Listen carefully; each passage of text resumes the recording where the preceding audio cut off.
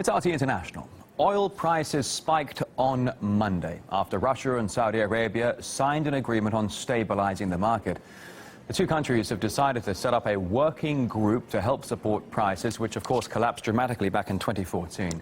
For more on what this all means for the markets, let's bring in American businessman and investor Jim Rogers now, joining us here on RT International. Mr. Rogers, great to see you today. What kind of efforts do you expect the two countries to take to even try and stabilize oil prices at this point? I'm delighted to be here, Rory.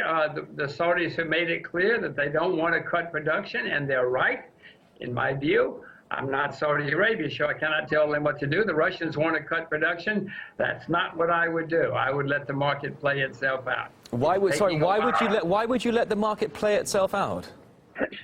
It's taking a while, but the high-cost producers are closing down and going out of business. You're forcing the high-cost exploration. Stop. There is no exploration. The exploration budgets have cut by 90%. Rory, this eventually means no oil supply, and the price goes through the roof again. Why would you want to sell your oil down here at these prices if you could wait and sell it more later? Well, Jim, I mean, one of my questions for you is obviously oil prices tanked, nearly a couple of years ago now, and people are trying and steady the energy oil market. So one of the questions is a couple of countries perhaps discussing freezing output, but if they were to freeze output to the summer levels, that would ensure the continued flooding of the market and continued low prices, yes or no?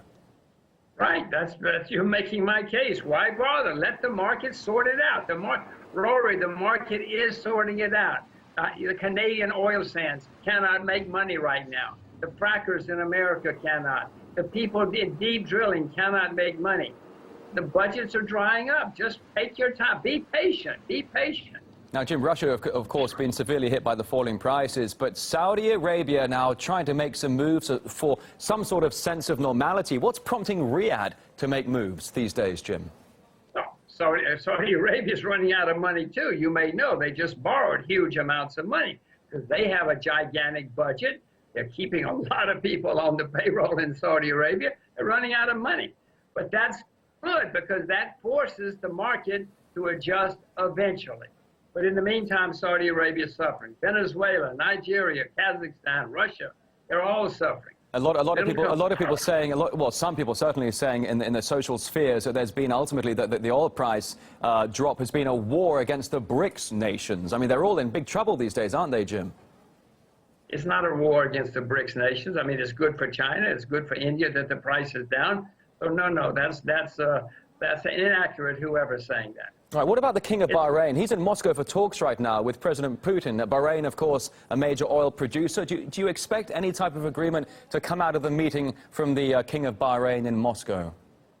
No, Bahrain's not a major producer. They have some oil, but their oil has been running out. I mean, I'm sure he's there to make some kind of, maybe he's an intermediary for the Saudis. You know, he's in bed with the Saudis, so perhaps that's what he's doing. Hey, Jim, before I let you go, I'm running a bit low on time here. I just want to ask you quickly, obviously, with low oil prices now for nearly the past couple of years, some people are saying the petrodollar is having a bit of a tough time these days. There are some countries in the world that are trying to move away from the petrodollar. Your thoughts on that? Buy rubles. Buy rubles. Why do you think? Well, I own the ruble, full disclosure. The ruble's hit bottom as far as I'm concerned. Oil is making a bottom, a complicated bottom, but I'd rather buy rubles than just about any currency these days. Oh, it's very interesting you say that. There's also a lot of talk out there on the social spheres, economic doom and gloom. A lot of people are talking about some sort of massive economic crash that's on the horizon. Is this all conspiracy or is there any truth to it?